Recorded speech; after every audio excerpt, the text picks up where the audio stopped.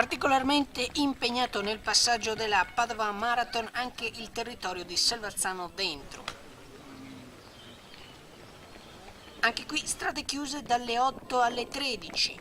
I maratoneti sono arrivati dalla frazione di Caselle, passando per il capoluogo e continuando per la zona Montecchia.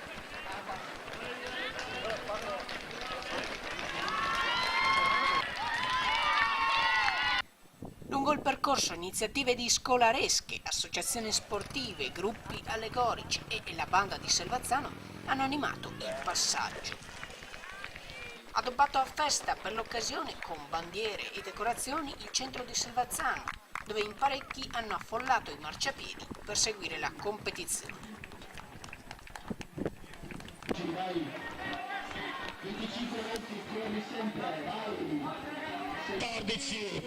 Anche se ben gestiti, anche qui significativi i disagi alla circolazione.